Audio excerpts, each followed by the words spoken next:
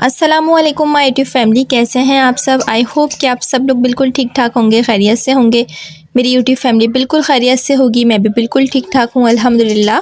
Welcome to my YouTube channel. आज का जो ब्लॉग है ना वो मैं स्टार्ट कर रही हूँ मॉर्निंग से। काफ़ी सारे गेस्ट को मेरे घर पर आना था और अचानक से प्लान बन गया था, तो मुझे समझ नहीं आ रहा था। मेरे पास तकरीबन सिर्फ 2 घंटे थे लंच को प्रिपेयर करने के लिए। दोपहर के खाने पे आ रहे थे सारे मेहमान, तो मुझे समझ नहीं आ रहा था कि मैं क्या बनाऊँ। मैंने फ़ौरन से ही बीफ के गोश्त की जो है वो यखनी चढ़ा दी थी पुलाव बनाने के लिए, और मैंने मटन भी फ्रीज़र से निकाल के रख दिया था। और नमक वाले पानी में, जैसे मैंने आप लोग को बताया था पहले भी, कि नीम गर्म पानी में नमक डाल के और फिर उसमें गोश्त डाल दें तो बहुत जल्दी वो जो है वो उसकी बर्फ़ जो है वो पिघल जाती है और गोश्त बिल्कुल वैसे ही नॉर्मल टेम्परेचर पे आ जाता है। तो मैंने मटन भी निकाल के रख दिया था और मैंने जल्दी-जल्दी से फिर कढ़ाई बनाने का सोच लिया था। और बस मैंने नॉर्मली जो कढ़ाई बनाते हैं, कढ़ाई गोश्त में वैसे ही मैंने चढ़ा दिया था उसको चूल्हे पे। उसके अंदर मैंने काफ़ी सारे लहसुन के जवे छील के डाले थे और साथ-साथ मैंने उसके अंदर एक अदद बड़ी सी प्याज़ डाल दी थी, नमक डाल दिया था। बस ये डालने के बाद ना मैंने मटन को पकने के लिए रख दिया था। जब मटन बिल्कुल गल गया था उसमें ऑयल डाला और टमाटर को हाफ़ करके डाला, उसको ढक दिया 5-10 मिनट के लिए। फिर उसके बाद जैसे ही उसका ढक्कन हटा लिया कवर, तो फिर क्या हुआ, उसके अंदर जितने भी छिलके थे ना वो बिल्कुल अलग हो गए थे टमाटर से। उन छिलकों को हटाने के बाद फिर उसको अच्छी तरीके से भुनाई कर ली।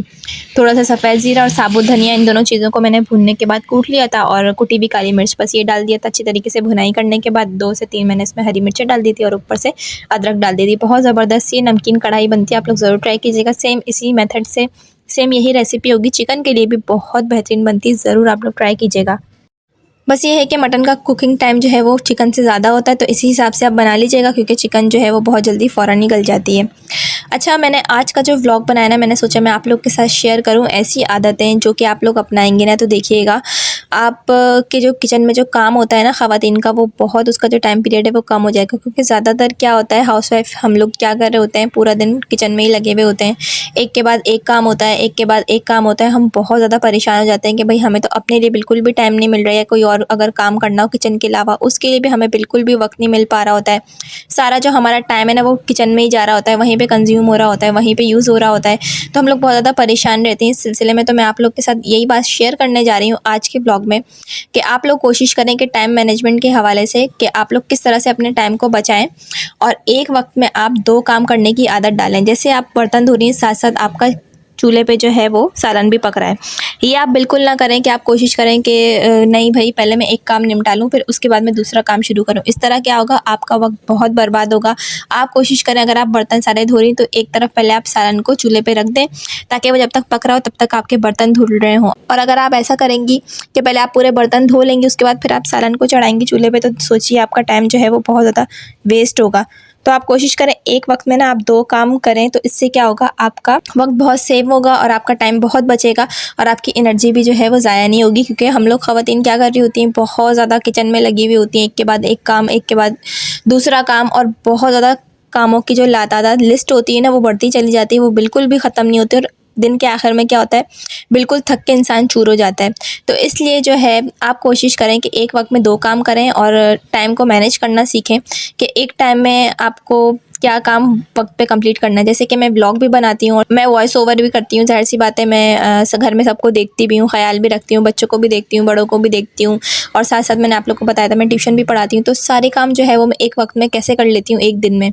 तो मैं आप लोगों को यही बताना चाहती हूँ कि मैंने भी टाइम मैनेजमेंट का बहुत ज़्यादा ख्याल रखा हुआ है कि कौन सा काम मुझे कितने वक्त पे करना है, कौन से कितने बजे मुझे ये वाला काम शुरू करना है, कितने बजे मुझे दूसरा काम जो है वो शुरू करना है और पहले वाले काम को ख़त्म करना है। ये सब जो टाइम मैनेजमेंट होता है ना, अगर आप इस हिसाब से अगर आप चलेंगी ना, तो देखिएगा आप बहुत ज़्यादा कामयाब रहेंगी और आपको बिल्कुल थकन भी नहीं होगी और आपके लिए थोड़ा बहुत अपने लिए वक्त भी निकलेगा। इस तरह मैं भी करती हूँ, दिन में सारे अपने काम जो होते हैं, सारे ब्लॉग वगैरह बनाना, उसको फिर, क्योंकि ब्लॉग बनाना आसान नहीं होता, बहुत मुश्किल होता है। बज़ाहिर दिख रहा होता है क्या है कि भाई यूट्यूब पे वीडियो अपलोड कर दी, लोग तो यही समझते हैं, लेकिन ब्लॉग बनाना बहुत मुश्किल काम होता है। पूरा उसका कंटेंट जो है वो थोड़ी थोड़ी वीडियो क्लिप्स होती हैं, उनको मैं जमा करती हूँ और फिर उसके अलावा जब जब मुझे टाइम मिलता है तब तब उस हिसाब से मैं जो है वो वीडियो बना रही होती हूँ, और फिर उस हिसाब से फिर एडिटिंग में अच्छा खासा वक्त लग जाता है। एडिटिंग करती हूँ, फिर उसके बाद फिर मैं क्या करती हूँ कि उसकी वॉइस ओवर करती हूँ। वॉइस ओवर करने के बाद उसका थंबनेल बनाना, उसकी डिस्क्रिप्शन टैग्स वगैरह लिखना और टाइटल लिखना, इन सब चीज़ों में ना काफ़ी टाइम लग जाता है। तो मैंने टाइम को मैनेज किया हुआ है कि कितने बजे मुझे कितना काम करना है, ये वाला काम मुझे कब करना है, और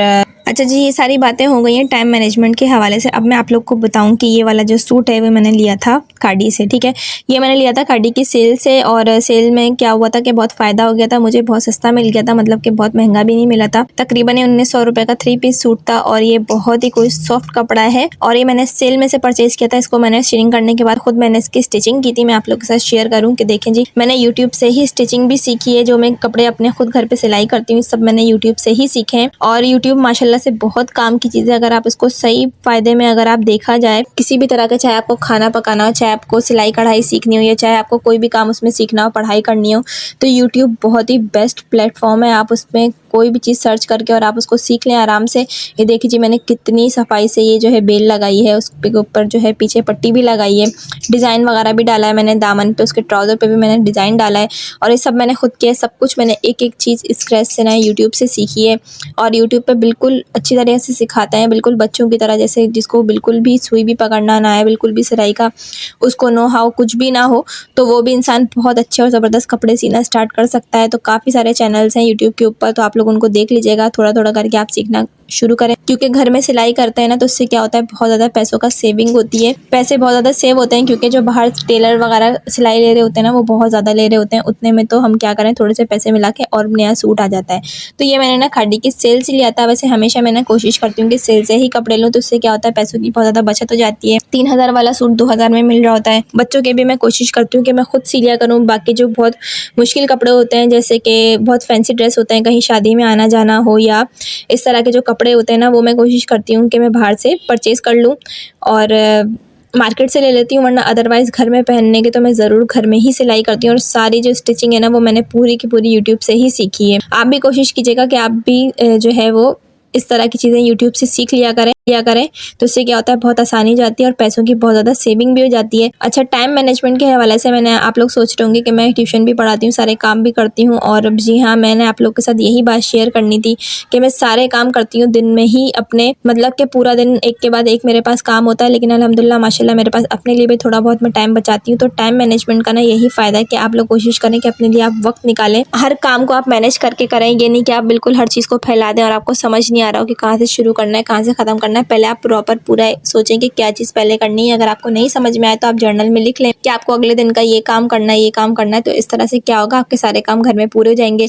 तो अल्हम्दुलिल्लाह माशाल्लाह से मैं टाइम निकाल के कपड़े भी अच्छे खासे सिलाई कर लेती हूँ, और घर में जो है बहुत मुझे फ़ायदा हो जाता है इससे, और सब मैंने यूट्यूब से ही सीखा है। आज का ब्लॉग मैंने इतना ही बनाया था, होप आपको अच्छा लगा होगा, पसंद आया होगा।